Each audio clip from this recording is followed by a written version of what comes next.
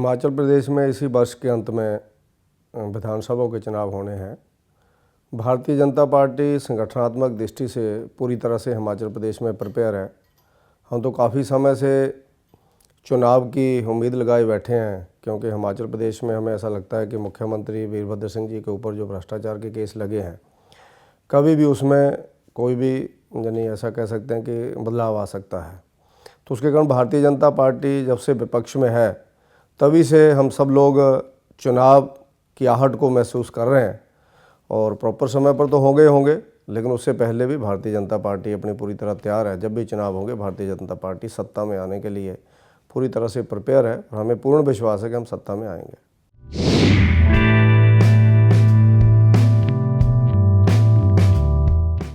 हिमाचल में भारतीय जनता पार्टी का जो आने वाले चुनाव में विशेष मुद्दा है वो है भ्रष्टाचार, जो कांग्रेस पार्टी ने हिमाचल प्रदेश में इस बार के शासन में चरम सीमा तक यानी भ्रष्टाचार पहुंचा है। इससे पूर्व भी कांग्रेस ने हिमाचल प्रदेश में अनेकों बार शासन किया, क्योंकि भारतीय जनता पार्टी की तो मात्र 3 बार सरकारें हिमाचल में 4 बार बनी हैं। 15 साल हमारा शासन रहा है 69 साल के शासन में। 55 साल कांग्रेस पार्टी ने हिमाचल प्रदेश में रन किया है। लेकिन इस तरह का भ्रष्टाचार चरम सीमा तक जैसे पहुंचा है और लॉ एंड ऑर्डर की स्थिति जैसे खराब हुई है, आज हिमाचल प्रदेश के लिए जो दुखदाई है कि दूर दराज से जम्मू क्षेत्र एरिए में, अन्य स्थानों पे लोग इसका सुनते थे आतंकवाद का। हमारे कुल्लू में जो बिल्कुल इंटीरियर में पड़ता है, वहाँ आकर के आबिद नाम का आतंकवादी वहाँ पर पहुँच जाता है। और उसके साथ साथ अभी 2 दिन पहले सोलन जिला के धर्मपुर के क्षेत्र में ISI के वहाँ पर पोस्टर लगे हैं, लेकिन कोई भी व्यक्ति पकड़ा नहीं जा रहा है। तो जो लॉ एंड ऑर्डर की स्थिति छोटे स्तर पर तो बिगड़ी है, बड़े स्तर पर भी हिमाचल प्रदेश में कहीं ना कहीं प्रदेश सरकार इसमें फेल हुई है। और जो होम मिनिस्ट्री है वो वीरभद्र सिंह जी के पास है, माननीय मुख्यमंत्री जी के पास है। तो इसका पूरा जो सारा जिसको कह सकते हैं इल्ज़ाम जाता है मुख्यमंत्री जी के ऊपर जाता है। जहां हम विकास की दृष्टि से देखें इस सरकार को, मात्र आपसी राजनीतिक द्वेष के सिवाय 5 साल में वीरभद्र सिंह जी ने और उनके साथियों ने कुछ नहीं किया है। भाजपा के लोगों को दबाने के लिए और भाजपा के विरोध में बयानबाजी करते हुए ही इन्होंने 4 साल बिता दिए हैं। 5वां साल शुरू हो गया है और आज भी HPCA, भारतीय जनता पार्टी या अन्य और बहुत सी चीज़ें उसी के ऊपर इनका केंद्रित रहता है। सारी बातें, विकास इनका एजेंडा रहा ही नहीं इस 5 साल में। तो विकास जो रुका है वो हमारा मेन मुद्दा रहेगा। भ्रष्टाचार जो बड़ा है, चरम सीमा पर पहुंचा है, वो हमारा मेन मुद्दा रहेगा। और उसके साथ साथ लॉ एंड ऑर्डर की जो स्थिति खराब हुई है हिमाचल में, ये 3-4 मुद्दे हैं और जिसमें कांग्रेस पार्टी बिखरती नज़र आ रही है। बार बार हिमाचल प्रदेश में जो मुद्दे उजागर हो रहे हैं, स्वयं वीरभद्र सिंह जी भ्रष्टाचार में यानी उनका घिरे पड़े हैं। उनका एनफोर्समेंट डिपार्टमेंट ED उनकी जो इंक्वायरी कर रहा है, CBI उनकी इंक्वायरी कर रही है और कभी भी ये केस कोई भी करवट ले सकते हैं, ऐसा हमारा मानना है।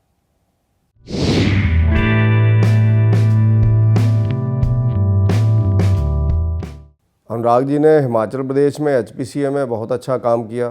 राष्ट्रीय स्तर पर वो अभी अध्यक्ष बने थे और उसमें हमें भी पूर्ण विश्वास था कि जिस तरह से हिमाचल में उन्होंने HPCA में मेहनत करके उसको एक नया यानी आयाम दिया है, अंतर्राष्ट्रीय स्तर का स्टेडियम हिमाचल में बनाया है। राष्ट्रीय स्तर पर भी क्रिकेट एक हमारा जिसको कह सकते हैं हिंदुस्तान का लोकप्रिय एक खेल है और अनुराग जी के अध्यक्षता में हिमाचल में और क्रिकेट को बढ़ावा मिलने की उम्मीद थी। लेकिन माननीय सर्वोच्च न्यायालय ने जो निर्णय दिया है वो तो सबके लिए मान्य है और उसमें कोई यानी ऐसा जिसको कह सकते हैं कि कोई केस भी सब जुडिस है, उस पर ज़्यादा बोलने का मेरा विषय भी नहीं है।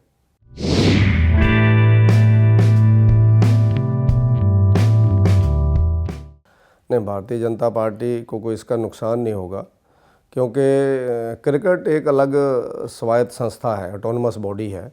भारतीय जनता पार्टी एक पॉलिटिकल पार्टी है। हाँ, उसमें अनुराग जी हमारे MP हैं, युवा मोर्चा को ऑल इंडिया प्रेसिडेंट रहे हैं।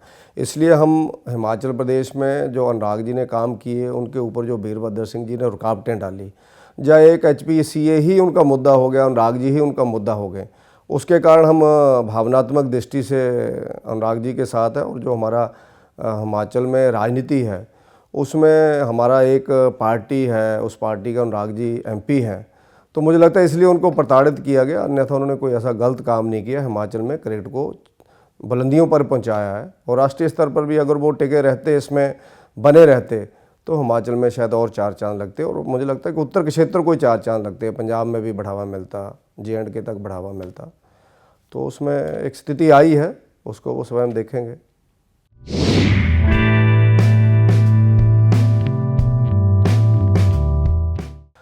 हिमाचल प्रदेश में भारतीय जनता पार्टी ने पिछले 4 वर्षों में जब भी साल पूरा हुआ तो कांग्रेस पार्टी की जो नाकामियां थी उनको हमने जनता के सामने उजागर किया है और कांग्रेस सरकार के सामने रखा कि उसके ऊपर इंक्वायरी होनी चाहिए। हमने तथ्यों के साथ दिया है, लेकिन दुर्भाग्यपूर्ण स्थिति ये है कि हिमाचल की जो सरकार है वो अहंकार में चली हुई है, वो तानाशाही पूर्ण रवैये से चल रही है। हर बार यही बोला गया कि ये चार्जशीट कूड़ेदान में फेंक दी जाएगी, ये चार्जशीट में कुछ नहीं है। हमने तथ्यों के साथ सरकार को चुनौती दी है और आज भी हम चुनौती देते हैं कि हमने जो 71 पेज की चार्जशीट सौंपी है, जिसमें 41 प्रमुख लोग कांग्रेस पार्टी के संलिप्त हैं, जिनके हमारे पास तथ्य हैं, उसके ऊपर कांग्रेस पार्टी इंक्वायरी करे। और अगर उसमें कुछ गलत पाते हैं तो हमारे विरोध में वीरभद्र सिंह जी ने बोला भी है कि वो कोर्ट में अवमानना का केस करेंगे। हम चुनौती देते हैं कि वो अवमानना का केस करें और ताकि हम तथ्यों को कोर्ट के बीच, माननीय न्यायालय के बीच साबित कर सकें।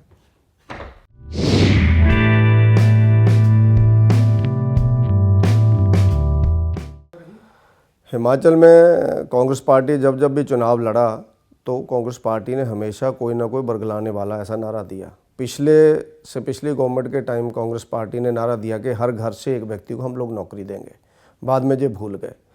इस बार भी इन्होंने कहा था कि हिमाचल प्रदेश के लगभग 11 लाख जो बेरोजगार हैं उनको उनकी क्वालिफिकेशन के हिसाब से हम बेरोजगारी भत्ता देंगे। यानी मैट्रिक है उनको 1000 देंगे, ग्रेजुएट है उनको 1500 देंगे, पोस्ट ग्रेजुएट है उनको 2000 रुपया देंगे, ऐसा उनके मैनिफेस्टो के अंदर है।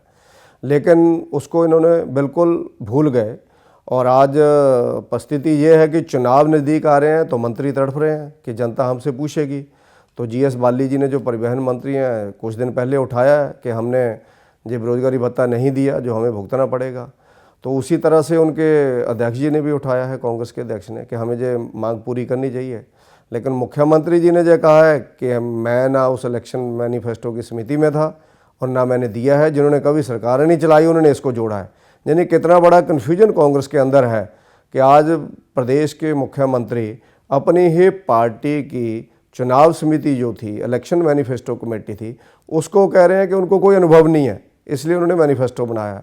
कितनी बड़ी कॉन्ट्राडिक्शन है। और उसी इलेक्शन मैनिफेस्टो के अनेकों लोग आज मंत्रिमंडल में मंत्री हैं। तो इस तरह की कॉन्ट्राडिक्शन हिमाचल में आ रही है, यानी पार्टी और सरकार का कोई तालमेल नहीं है, उसमें बीच में जनता पिस रही है। और इस मुद्दों को भारतीय जनता पार्टी ने जब से वीरभद्र सिंह जी ने उसको नकारा है, हम पहले भी उसको विधानसभा के अंदर बाहर उठाते रहे कि उस वायदे का क्या हुआ। वो बोलते थे हमने नहीं किया, जब उनके मंत्री ने अब उठाया है तो हम कह रहे हैं कि गलत ढंग से डाला गया था। तो उन्होंने जनता को बरगलाया है, इसका जवाब उनको आने वाले विधानसभा चुनाव में देना पड़ेगा।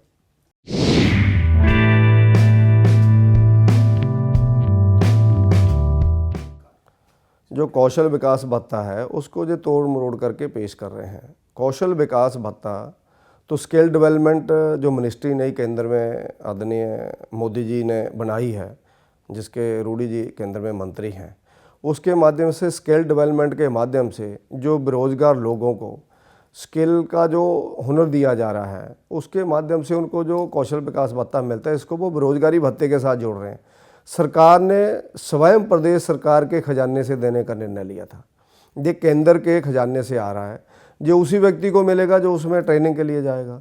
जो बेरोजगारी भत्ता था वो तो उन्होंने कहा था कि कोई भी मैट्रिक होगा, +2 होगा, ग्रेजुएट होगा, पोस्ट ग्रेजुएट होगा या इवन PhD तक होगा, इन्होंने मेंशन्स किए हुए हैं चीज़ें, उसके माध्यम से हम लोग बेरोजगारी भत्ता देंगे, उसको मेंशन किया था। ये वीरभद्र सिंह जी टिल्ट कर रहे हैं, उस मामले को घुमा रहे हैं। प्रदेश की जनता पढ़ी लिखी है, हिमाचल प्रदेश साक्षर लोगों का प्रदेश है, इसलिए उसका जवाब जनता मांगेगी इनसे। नोटबंदी को लेकर